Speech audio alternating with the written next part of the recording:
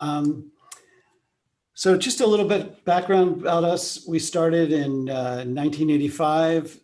So I've been doing this a little longer than I want to admit, but it's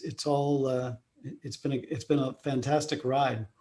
When we started out, we were very, very design centric, and we've become much more about brand consulting. And it's not to say we don't do a whole lot of design. It's just our approach and the way we kind of go about things is really the idea there.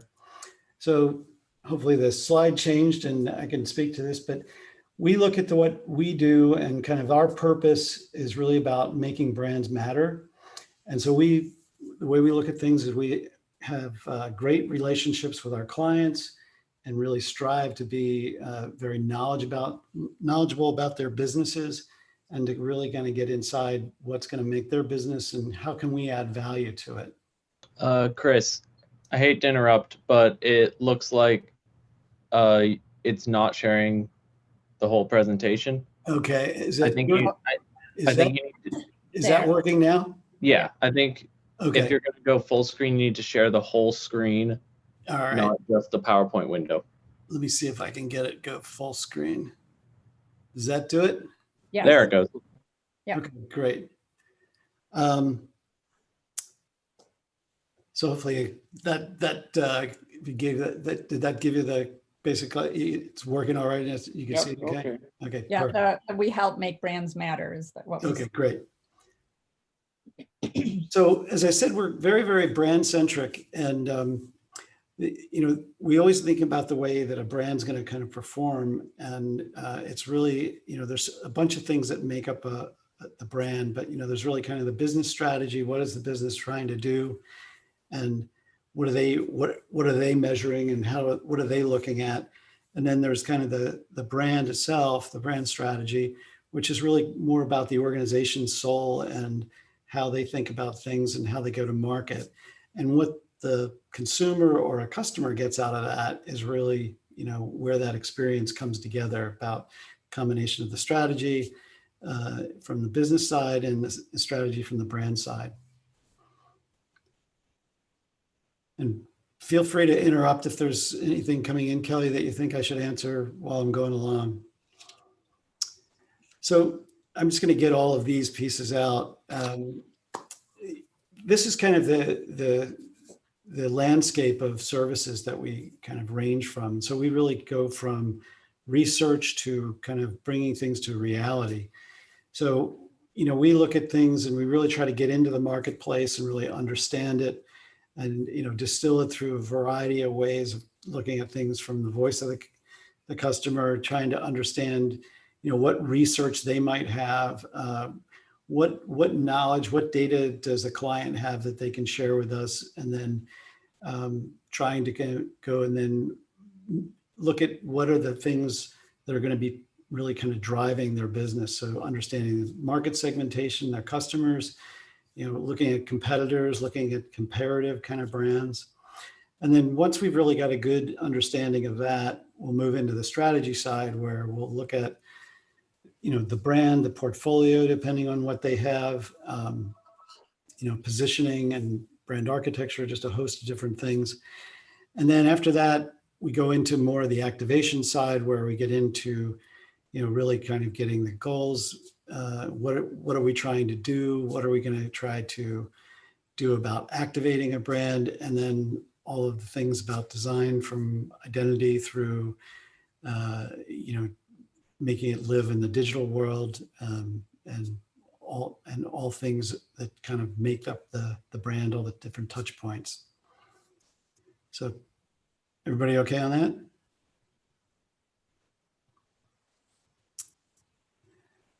So I think the way that we think about our client relationships is we really try to listen, we try to really build trust, and we try to really believe in their brands. So we really try to work on things that we think are real, and really try to understand what they're trying to do. But there's, a relationship with a client. If you have a great relationship, they'll give you a lot of leeway. They'll give you a lot of ability to kind of perform, and So it's the difference between being, kind of a part of their team versus just a pair of hands. And we certainly try to strive to be, something that's really theoretic, really strategic and a strong resource for our clients. So when we kind of go about building a brand, and these are the kinds of things that we try to dig into with them and really kind of trying to understand what they're about. So we really start with building out the purpose. What's the brand promise? What's the brand personality? What are the values and why is it unique? And what's the unique selling proposition? Then there's the whole idea around consumers or customers. Who are you doing it for? And what are the different types of personas within that, and what makes them tick.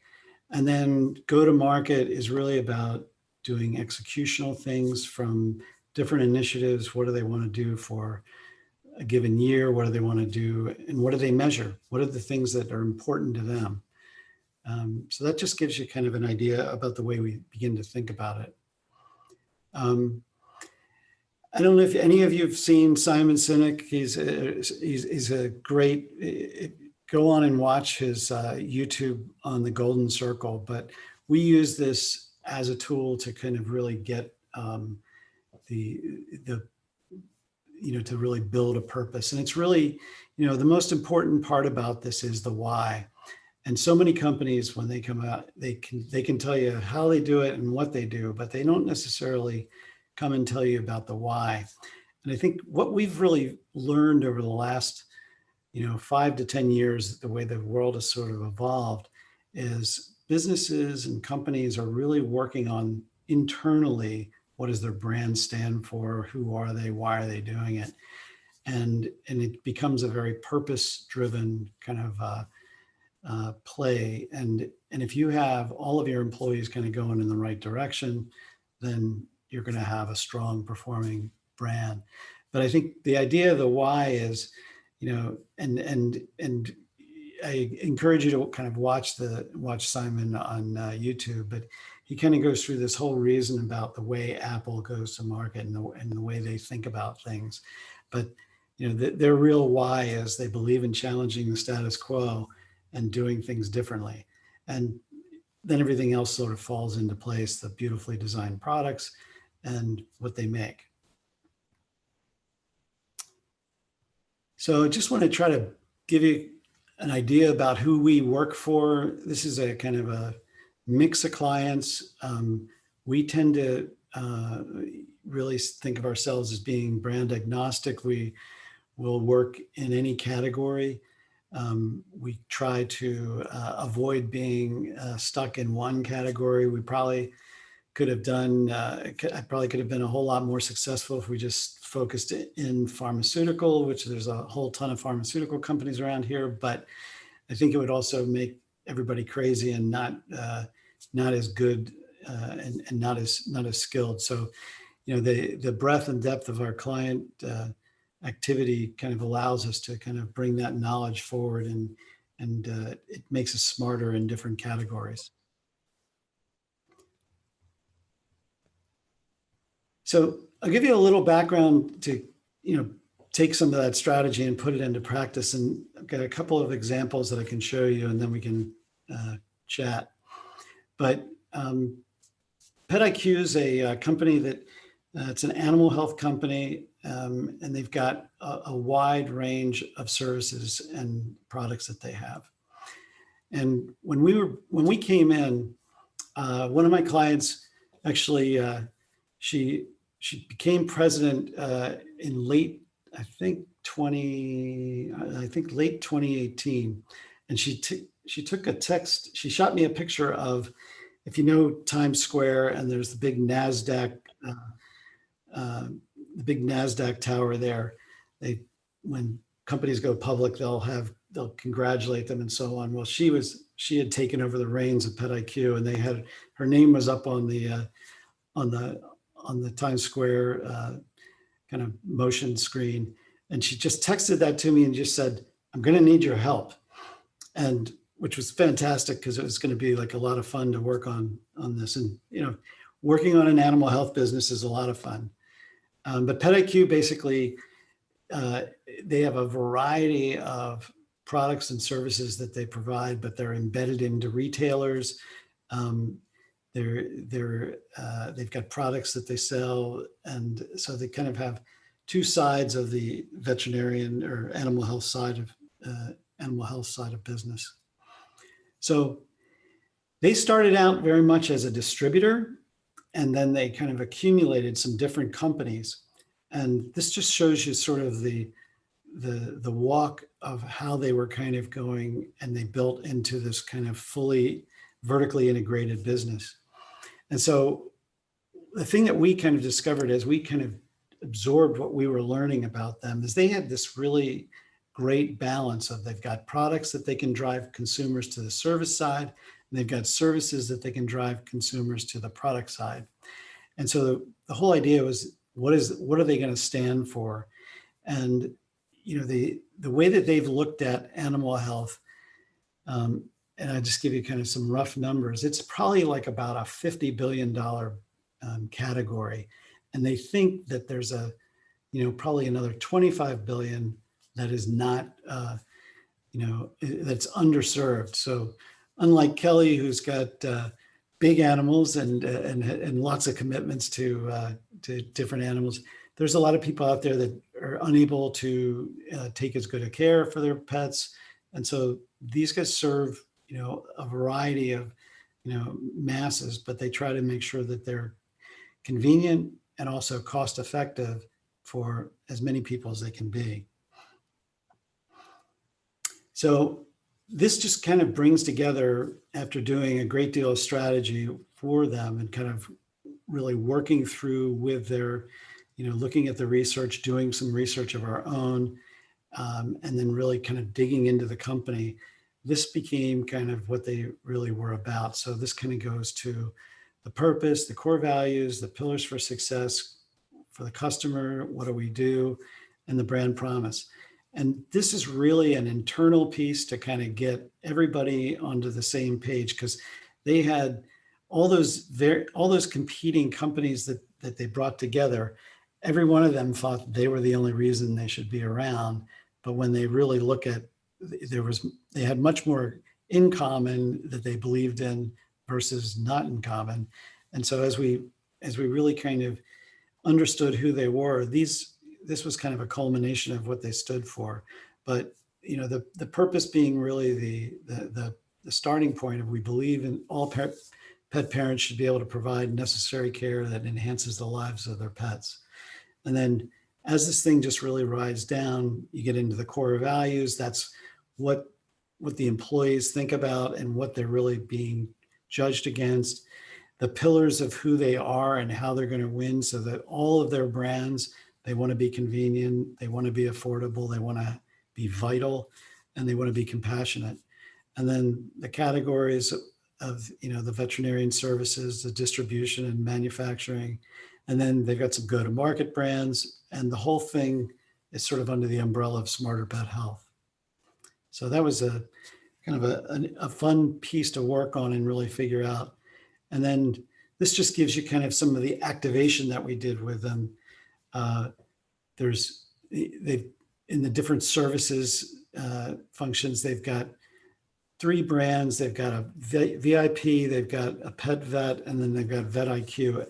And partly because each one of the retailers that they're embedded in, or where they are, wants somewhat of a different kind of look and feel, or a different kind of brand, so that they don't feel like they're sharing it with somebody else. So VetIQ is actually one that does go into a couple of different retailers, but they're in Walmart, and they're also in Meijer, and they're into a couple of different places. The pet vet is exclusively like in a Tractor Supply, if you're familiar with that. And then VIP is in a lot of specialty vet stores. So, but these are, there's, a whole host of channels to be able to activate what the essence of that brand is and how they go to market. But they're all tied into the same idea of Smarter Pet Health. Chris, just to interrupt Sure. There was a question. So Rachel had asked, when you work with companies that are similar to previous clients, does it feel easier or harder to come up with a different angle or approach for them? It would depend. If a lot of companies want to be a me too, but I think that it really depends on what the essence of the client is, and we try to really get inside and understand what their values are and what they stand for, and it has to be authentic. So generally speaking, they should be different, and you definitely want to have them differentiate from a competitor. Is that okay? Yeah. Okay. Another one, Cornerstone Brands. This is kind of the largest, one of the largest companies in the building industry. And Cornerstone basically was a culmination of two big companies, one called Plygem and the other one called NCI. And they came together to be really the largest commercial and residential building products companies.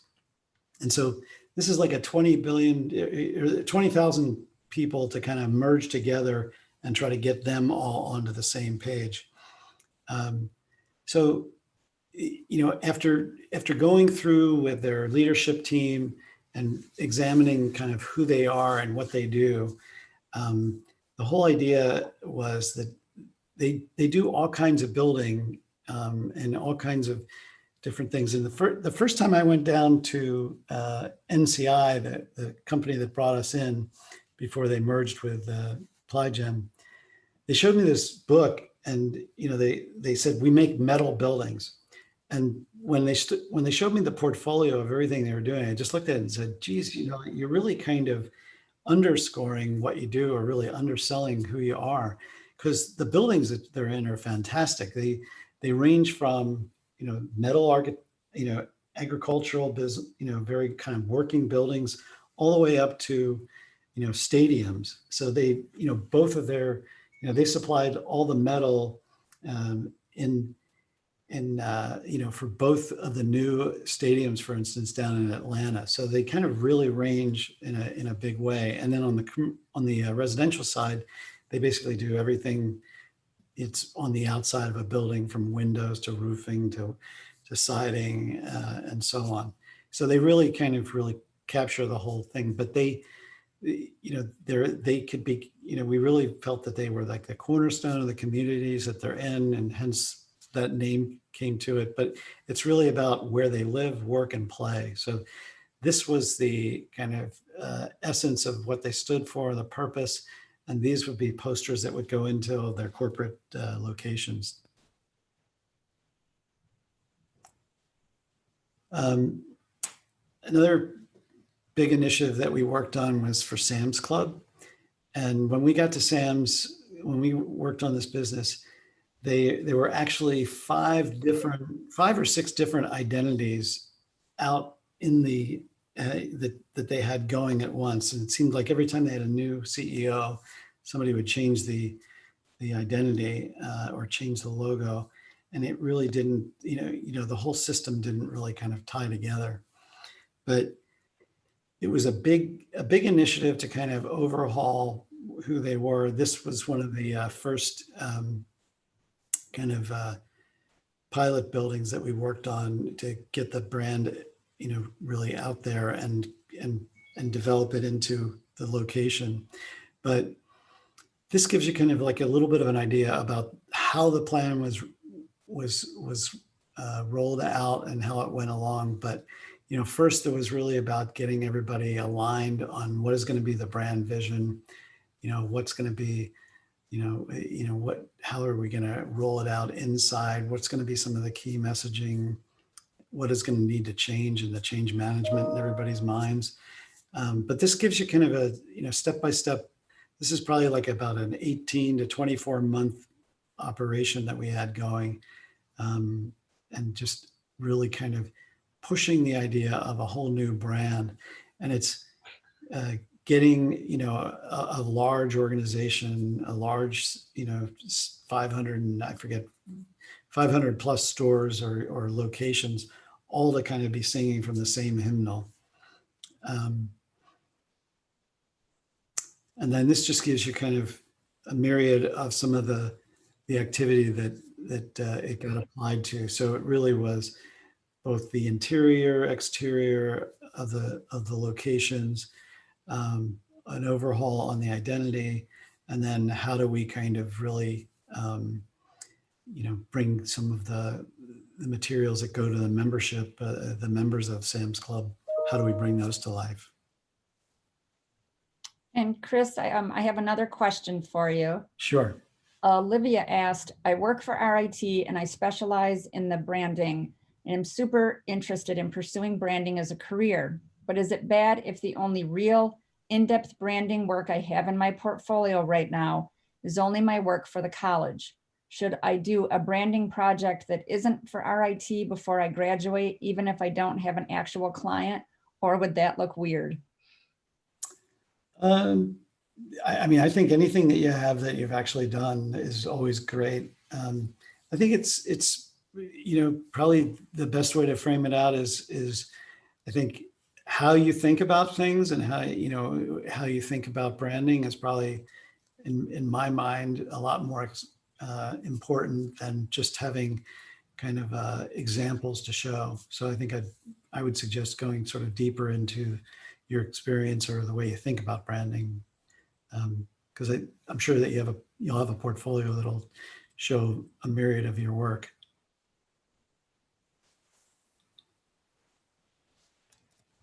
Again, these are just a couple of examples for Twinings that we've done, but everything from packaging to online sales support, advertising, but this is just about trying to get the whole Twinings look and feel to kind of be one, and then how does the consumer kind of experience it? So these are just various aspects of that particular system.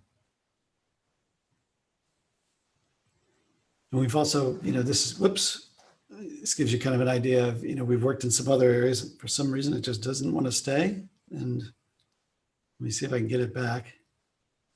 Okay. Well, it's not going to stay.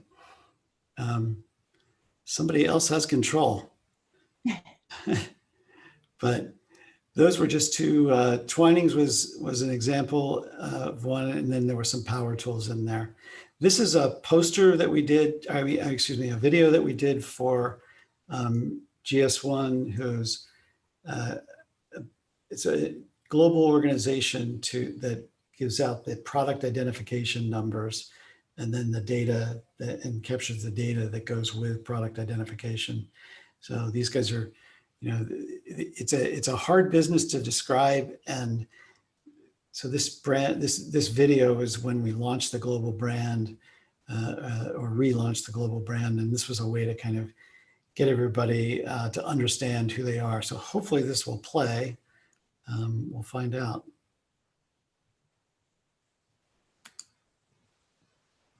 And it wouldn't play. Let me see if I can get that again.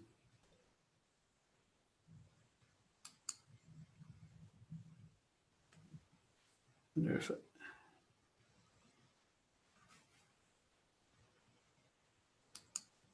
there you go.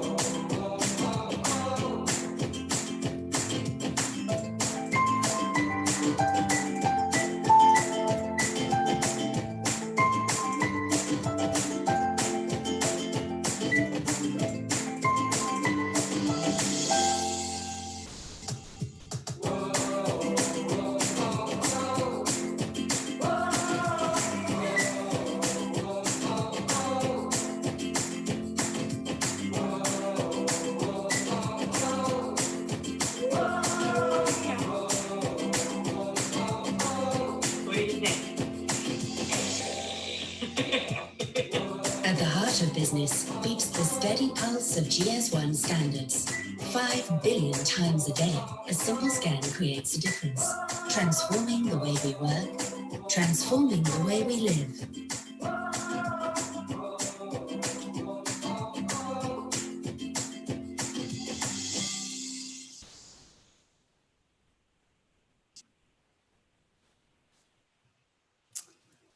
So I'll just close on this slide. This is the slide that I put up at the end of all of our company meetings. And just to remind everybody that they are the most important thing in our business. The people of our firm, people that work in our place are really the ones who create our brand, and they're the ones who make our, make our firm come to life. So the one piece of advice I would give you is find a firm that, it really highly values the people that work there, and because that to me is one of the most critical things, and that's the way you get so much out of people.